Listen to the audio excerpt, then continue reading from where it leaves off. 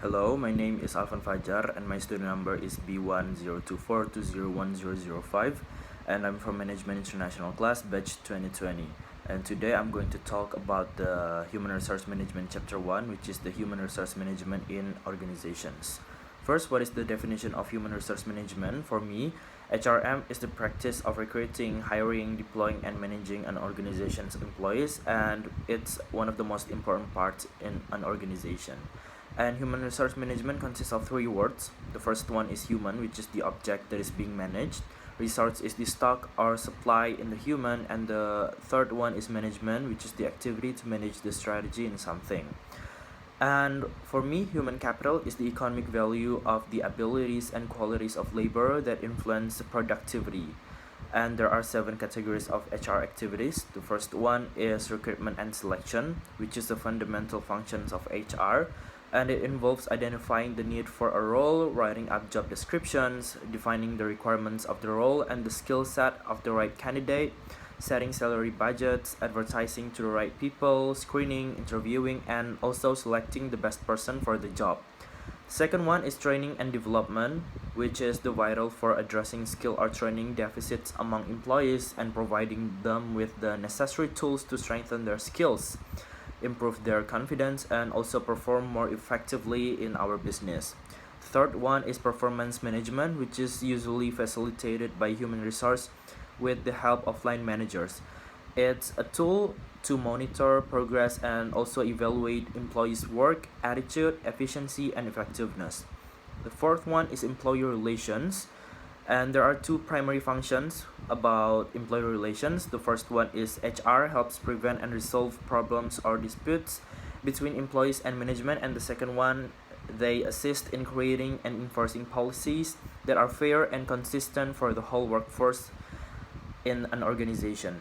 And the next one is employment law and compliance, which every HR practitioner should stay familiar and up to date with employment law and ensure the organizational policies, procedures, and benefits comply with the latest laws. And then the next one is compensation and benefits. It is likely every employee's favorite HR function because it's the basic salary that is agreed upon with each employee and the employers. And the last one is developing system, which is maintaining employee data, calculating taxes, prorating working hours and holidays, and paying salaries are some of the administrative duties that usually fall under HR. And then the organizational culture and HR are related, and it is related because human resource do have a challenging role to play in organizational culture, as it is the employees who work for the organization who embrace and improve a particular culture within the organization, and any desired change to the culture of the organization has to be done through the employees and by the employees. And a clan culture is people focused in the sense that company feels like a family. That is the first type of corporate culture. And then the next one is adhocracy cultures, which are rooted in innovation and adaptability. And these are the companies that are on the cutting edge of their industry, which means they're looking to develop the next big thing before anyone else has even started asking the right question. And then the next one is market culture prioritizes profitability. Everything is evaluated in this kind of culture with the bottom line in mind, that each position has an objective that aligns with the company's larger goal, and there are often several degrees of separation between employees and leadership roles. And the last type of culture is hierarchy culture, which means that companies with hierarchy cultures adhere to the traditional corporate structure, and these are companies that focused on internal organization by way of a clear chain of common and multiple management tiers that separate employees and leadership. And how organizational ethical issues affect HR management is because HR must cope with conflicting needs to keep labor costs as low as possible and to invite fair wages. And ethics come into actions when HR must select between outsourcing labor to countries with lower wages and harsh living conditions and paying competitive wages. And there are six challenges facing HR today. The first one is compliance with laws and regulation. which means keeping up with changing employment laws is a struggle for business owners, and many of them choose to ignore employment laws because they believe that they don't apply to their business. But doing so could mean audits, lawsuits, and possibly even the demise of their company. The second one is management changes. And as a business grows, its strategies, structure, and internal processes grow with it. And some employees have a hard time coping with these changes, and a lot of companies experience decreased productivity and morale during periods of change of these management changes. The third challenge is workforce training and development. By investing in the training and development of lower level employees is another common HR problem, and some business have trouble finding the resource to do so. And employees on the front lines are some of the hardest workers and may not have the time to take a training course, which also a result may not have the time to develop themselves. The fourth problem is adapting to innovation. We all know that technology is constantly changing. Businesses must be quick to adapt or risk being left in the dust by their competitors. And the challenge for small business owners is getting employees to embrace innovation and learn new technology. The fifth one is the compensation, because many companies are struggling with how best to structure employee compensation, and small business have to compete not only with business of a similar size but also with corporations with big payroll budgets. And then the last one is workplace diversity. For example, like multiple generations, ethnic and cultural differences, and those are just a few of the many factors that make workplace diversity a continual challenge for a small business, and the risk of lawsuits for failing to protect employees from harassment is very real. And the major roles of HR management are being transformed because human resources role has now changed to become more strategic and aligned with the business objectives, and the role has changed to implement talent strategies and support business results. HR professionals nowadays encompass many roles, but top three are the roles of marketers, designers, and supply and demand experts. And there are several key competencies needed by HR professionals, which based on Society for Human Resource Management, or SHRM. Today's successful HR business leaders are highly proficient in 9 critical competencies found in the SHRM competency model. They are leadership and navigation, ethical practice, business acumen, relationship management, consultation, critical evaluation, global and cultural effectiveness, communication, and HR expertise. And why certification for HR is important? Because obtaining certification is the perfect way for current and aspiring HR professionals to distinguish themselves as experts in those fields. And holding an HR certification demonstrates a candidate's competence, experience, dedication, and credibility. And there are a number of different HR credentials that we could pursue by having certifications of HR. And there are some core competencies in possible HR areas. The first one is customer focused, which is proactively seeks and finds ways to provide the highest standards of service. The second one is technically knowledgeable, which possesses knowledge, skills, and abilities necessary to accomplish a specific task, job, or function. The next one is problem solver and decision maker, which demonstrates a broad repertoire of ways to think about, understand, and creatively handle complex ideas, problems, and situations. The next one is planner and organizer, which proactively develops and ensures the smooth implementation of short and long range goals and objectives. And then the next one is interpersonally effective, which creates and sustains positive working relationships. The next one is effective communicator, which demonstrates open, honest, and respectful written and verbal communication. And then we have team builder, which unites a group of people and motivates them towards a defined mission, goals, and objectives. An initiator or change agent, which is proactive and self-starting by seizing opportunities and originating action to achieve goals.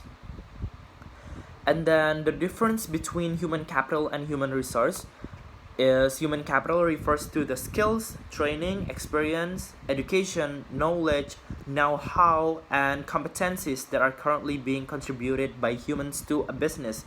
Meanwhile, the human resources are the pool of available human skills, knowledge, and expertise which can be drawn on and developed when required. And then there are several human resource functions. The first one is recruitment and hiring. It is one of the most well-known functions of human resource management, and it is to remain competitive in the industry, business, and need to attract and retain top talent. The second one is onboarding and ongoing training and development. Third one is managing employee and employer relationships, which a company's success relies on its people. So human resource management must focus on fostering healthy relationships among all levels of employees. And then the fourth one is creating a rewarding company culture. And this is one of the most overlooked functions of HRM, which is the developing and engaging company culture. And keeping employee morale high doesn't happen only during team lunches or after work drinks, but it happens through the ethos of the company, which are the mission, vision, and core values of the company. The fifth or the last one is overseeing disciplinary action, and it is a difficult aspect of HRM because HR professionals must have a disciplinary process in place and must ensure all employees are aware of it as part of their onboarding. And then there are several HR management's contributing role, and HR management helps. The contributing role is that HR management helps bridge the gap between employees' performance and the organization's strategic objectives. And human resource also operations contribute significantly to the success of an organization, which will result in human resource management has emerged as a popular course of study in management field.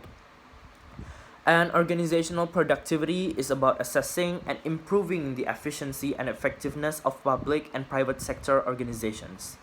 And there are several approaches to improving organizational productivity, such as set strategic goals or work plan of our organization and minimize the distractions of work, maximizing the work time, delegate tasks, and use the right equipment and tools. And there's an HR perspective which titled Growing Green in the HR book. And growing green in HR is when the field of HR focuses on expanding its role to support the organization in the pursuit of sustainability. And in green HR, HRM policies are used to stimulate and support the sustainable use of resources and preserve the natural environment in our organization.